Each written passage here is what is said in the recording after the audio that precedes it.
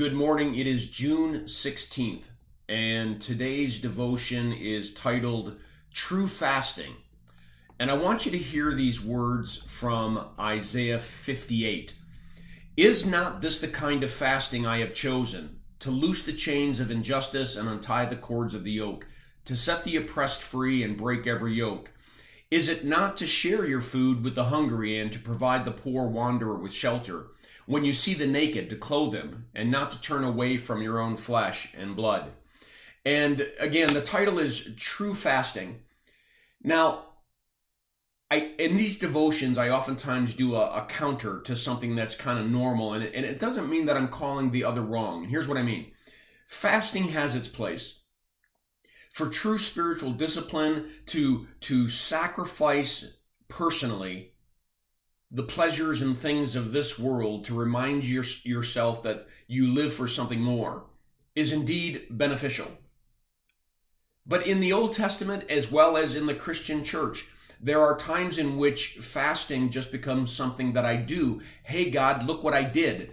During Lent, oftentimes the struggle is, am I doing this to impress you, God, to show you that I'm committed to something, or am I doing it for a purpose? And oftentimes in Lent, I say to people, don't just sacrifice something, but do something different. Add something.